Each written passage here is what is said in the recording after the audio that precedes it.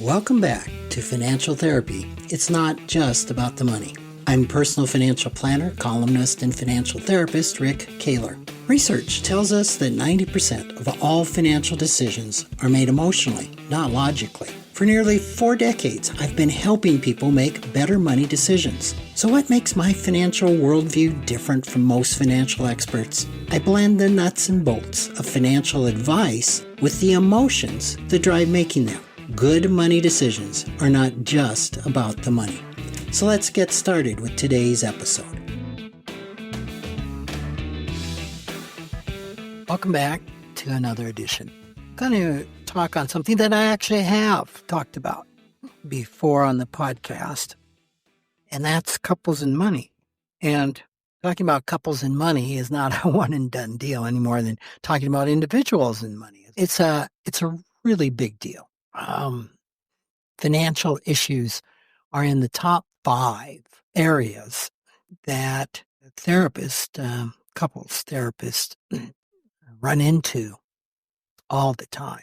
And any couple, whether married or not married, if you have a partner, money is going to touch that partnership. There's no way around it. Occasionally, my wife and I have watched some of these reality, I suppose they're reality marriage shows, or where either they're dating blindly. I think it's called Love is Blind. Another one is, I believe it's Marriage at First Sight.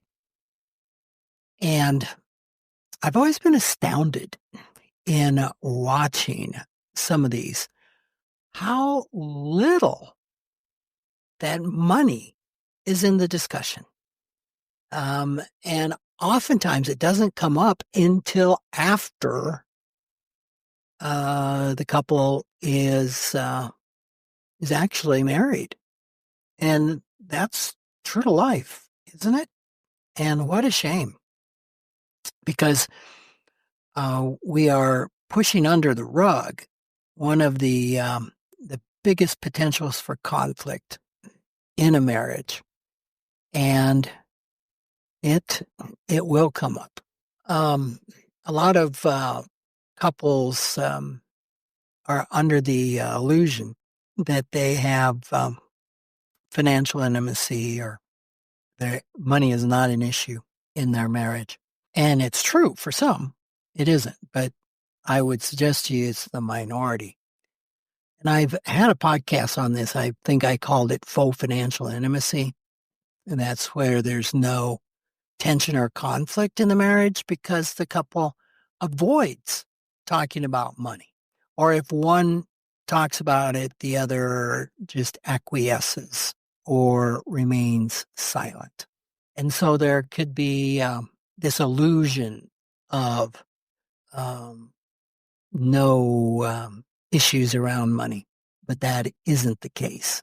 Usually the lack of openness stems from one partner's past experiences of having their opinions disregarded, minimized, invalidated, the fear of conflict, and the list is long.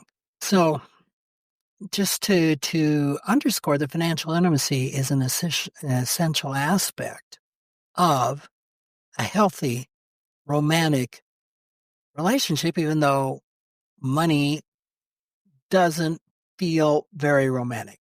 But the lack of intimacy around money will eventually erode the romantic intimacy.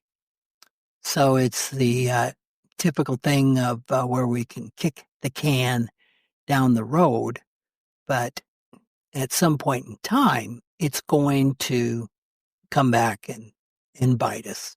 So financial intimacy, like a lot of intimacy, starts with really being honest, sharing financial information with one another, and more importantly, sharing feelings, beliefs, behaviors around money. So in the words of Brené Brown, there can't be intimacy, and I would suggest even financial intimacy, without vulnerability, right? It's about being honest with how we feel, about our fears about what we need, and asking for what we need. Okay, so where do you go from there? If you and your partner are having reoccurring conflicts, where do you go? And oftentimes, if it's bad enough, a couple will go seek out couples therapy, and that can be helpful. Definitely can be helpful because it's not about the money. Couples money clashes are not about the money. It's about the money scripts that the parts of us carry, and it's about clashing parts of ourselves with our partner around our thoughts, feelings, and beliefs about money. But another place that this comes out is in the financial planner's office. And many people will go to a financial planner rather than a therapist to try and resolve money issues. The problem is, and I'm laughing, is therapists aren't equipped to understand financial issues, and financial planners aren't equipped to understand relational issues. So while we can get help from one or the other, it might be, I don't want to say, more of a mistake. That's a little strong, or an anomaly than a strategic plan on behalf of the professional to help folks. Being a little heavy with that statement, and I realize that. But what I want to say is that the last thing that financial planners are trained in, and in many cases even wanting to be, is a therapist for couples. A financial planner's training focuses on strategies for building wealth, retirement planning, asset allocation, the betas, the alphas, and I'm estate planning and taxes. It's very technical training, facilitating disagreements around money is typically not on the list of things that financial planners are trained in. Now, I know this is starting to shift. Your master's programs are starting to focus more on behavioral issues. There are certificates in financial life planning that are starting to address this. And yet, I don't know yet of a graduate degree or a financial planning program that would reserve a semester or several semesters to helping couples negotiate issues. And yet, couples make up a substantial chunk of a financial planner's clientele. I've had students in my course on facilitating financial health go through the section we have on couples, which is just 1 week, maybe 2, and state at the end of the course, I think I'm going to limit my practice to individuals. And we more surface the challenges of working with couples, not so much really practice and help and training and education and how to be with a couple during those disagreements. And yeah, you can ask any financial planner, have you ever witnessed a couple with marital disagreements around money? I would be astounded if you found anybody that would say no, unless they have never worked with a couple. So I have told you before that a few years ago I got pretty curious about this. And it was during the pandemic and during the time that I wasn't traveling, and I was focusing my extra time on gaining new skills. And one of those was in internal family systems, where I became certified. And another was in couples couples counseling. I actually took 3 courses that were meant for therapists in how to do couples counseling. And I will tell you that, first of all, I was scared to death, or certainly a part of me was scared to death, which I think this is one of the biggest reasons that financial planners aren't trained. I think it's because of fear. And when you look at the list of reasons that financial planners may not want to work with couples, things that come up is I'm not qualified, I could cross the line and cause harm, I could lose clients if I did that. This would be a change in what I do. I'd have to gain more knowledge. This is kind of financial therapy like, and it's just a fad. Or this whole thing is just really unknown. It's kind of scary. If you take that all apart and you look at the cognitive biases behind every statement I just made, losing clients, being sued, changed, you find modesty bias, negativity bias, loss aversion, status quo bias, normalcy bias. And then when you take a look and go into those biases and look at the emotions in each one of them, fear is in every one of them. Insecurity, anxiety, it's full of difficult emotions. This is a huge reason, I think, that financial planning profession just doesn't even want to go there. Is the financial planning profession is made up of people. And this can be pretty scary stuff. But that doesn't erase the fact that 69% of people that have partners report disagreements. And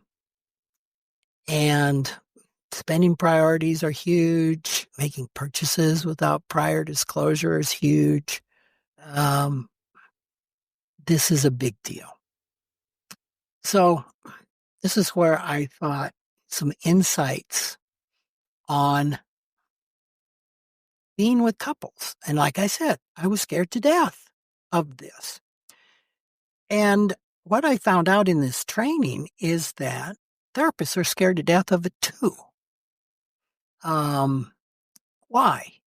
Because it can bring up so much unfinished business, so much stuff from our past and from our current relationships, that this is called countertransference in the psychological world. And that's where it is. Hey, I have so many issues around this, I can't sit with you and your issues. Now, they may not even be conscious of that, but that's what's going on. I don't want to put myself in that environment. What surprised me about this training was that half of the training was role play, was being the client, being an observer, being the therapist, and over and over and over again, role playing using some of their techniques, and being watched and being evaluated on how you were doing. That's enough to cause fear in almost anybody. But that's how they train. The number one thing that is stressed, and at least the training I did, which was intimacy from the inside out, was you've got to work on yourself first. You've got to address your own fears around this first, if you're going to be able to sit with and help couples. So yeah, this is something to think about. And I'm talking to mostly you as a consumer, as a couple, looking for a financial planner or needing help in this area. And then, of course, I'm also, as a byproduct, talking to financial planners here. When you're looking for a financial planner, is it even on your list, even in your consciousness of what expertise do you have in working with couples? And that's probably not a great question to ask, because I think most planners will say, well, a lot, that's all I work with. But that's not what you're wanting to find out. What you really want to know is, what expertise do they have in training and strategies to help couples negotiate these explosive issues, or what certainly can be explosive issues in their relationship. So this is something worth exploring with a planner. And you might have to look a lot to find a planner that has some expertise in this. And it's a little bit hard to judge that. And there's planners that can do this, can really be with couples and help them that don't have specific training. And this would be because just of who they are, that the special circumstances in their lives and their personalities really lend them to doing this type of work. But I would suggest that is a small fraction of planners. Most planners, like myself, who are left brain, have very well developed left hemispheres of their brain, need a lot of intentional introspection and training to be able to, quote, hold the space, end quote, or actually be in the room with a couple that is having a disagreement in a productive way. Of course, you can sit there. I've written, I think it was in Facilitating Financial Health, about a couple that was in my room, in my office, and they just had a knockdown, drag-out fight. And I sat there just paralyzed. And at one point in time, toward the end, the wife turned to me and said, I didn't need a witness here. I needed an advocate. And that statement alone we could unpack, but I was just frozen. And that's not helpful, because a lot of couples have asked me, why is the only place we fight about money in your office? And I've said, where else do you talk about money? So here's some things that you might think about assessing with a planner. And like I said, you need to somehow assess their training in working with couples. And again, asking, do you work with couples regularly, isn't going to get you what you want. You might consider asking them, do you have any specific training for working with couples?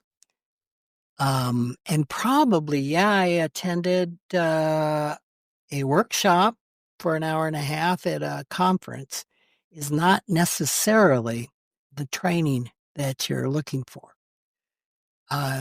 You want to know whether that planner really understands the interpersonal dynamics that come up when two people are discussing money. You want to know if they've had some formal training, maybe a semester in formal training from a university might help. Probably even a year's worth of training where they practiced working with a couple having disputes, where they learned things to do in conflict resolution. So that's the information that you really want to focus on, is some real true to life training. A second thing is you might try and ascertain whether they focus on each partner. The advisor that you're looking for is going to make sure that each partner feels equally included in the planning process. And it can be a real red flag if an advisor spends most of the session talking to one partner, or if they focus on the person that earns more, or if they pair, that is, agree, kind of take the side of the partner that they agree with the most. And this is a big thing for financial planners, because when you're focused on there's a right and wrong money decision, and usually there is a technically right or wrong financial component in many decisions, but it doesn't necessarily mean it's the right decision for that couple. And so this requires the financial planner to be able to step out of their bias, to step out of their judgment, and focus on you as each partner. So a skilled advisor is going to be engaged and listen to both partner. And this is something you can assess when you're interviewing a, uh, a financial planner. You want to look and see if they can share emphasis on different goals and values of each partner. And by this, I mean if a financial plan ignores one partner's values, it's going to be a source of conflict later. So does the planner work well with the couple, spending time asking each partner about their values, beliefs? Oftentimes there's a partner that's not speaking up. That partner might actually have fear about speaking up. And this takes some skill, some awareness to help this partner to feel heard. So that's an important skill. Another skill that's important are conflict resolution skills. So how would you determine this? Again, if they've had training, they've probably had training in conflict resolution, but ask the advisors how they handle disagreements between client couples. You can say, if we get engaged with each other, what are you going to be listening for? What will be your behavior? What's your strategy in helping us through those conflicts? And typically, they're going to have some strategies. They could even come out and name those strategies. For example, they could say, well, I will help you track the disagreement. I will interrupt you once I have a pretty clear idea of what's going on. And I will help you focus on yourself rather than your partner. And these are called U-turns. What's going on in you? Because typically we're focused if the other person would change, then everything will be okay. I can help you engage in courageous conversations and help create a safe environment where both of you can speak your mind in a gentle, respectful type of way. These are just some of the things that they could say, and there's other techniques and strategies. And another thing you want to be looking for is, do they encourage a shared vision? So the best financial planners are going to help you create a vision that respects each other's priorities, and that can feel authentic for both of you. And so this is negotiating polarizations. That's something we've talked about in IFS. That happens a lot. We have parts One wants to do this, one wants to do that, one wants to spend, one wants to save. Well, it's not unusual with people, right? With partners where you have a spender, you have a saver. Um, the planner needs to have a way of helping the couple see that oftentimes they're wanting the same thing, but they're coming out in different ways to get their needs met. The saver has a need for safety and security, possibly. The spender has a need for experiences and connection. So the planner needs to have some tools to help people see this. One of the tools that I like a lot is the Enneagram, and the Enneagram for couples. So my whole point here is financial planning for couples requires a lot more than just the dollars and cents, the technical expertise. There needs to be a skill set that helps the advisor facilitate the relationship between two people's financial histories. You have partner A, you have partner B, and then you have the relationship, which is the third entity in the room. So this can be complicated. It can be so complicated that many therapists do not do couples therapy, couples counseling. Regardless, I don't see how a financial planner gets around this. I think it's important at the very least that a planner that does not want to engage, has no skills to help couples engage, has somebody on their staff that can be helpful, or has a financial therapist that also works with couples that they can bring in as part of the team. So my whole point of this is if you and your partner are seeking a financial planner, and even if you're not having money issues, I would suggest looking for somebody with experience in working with couples, that has some training in working with couples, that has relational awareness, that exhibits deep listening skills that go beyond the numbers. And asking the right questions and watching for these qualities can help you find a planner with the empathy and the skills and the courage necessary to really support your journey, to support you in moving toward financial well-being as a couple. So I want to thank you for tuning in. I hope this has been helpful, and I look forward to being with you next time. Take care. Thanks for joining me, Rick Kahler, for another episode of Financial Therapy. It's not just about the money. This is where I combine the nuts and bolts of financial advice with the emotions that drive making them. Remember, every financial behavior, whether it appears illogical to you or others, makes perfect sense when we understand the underlying beliefs, feelings, and thoughts.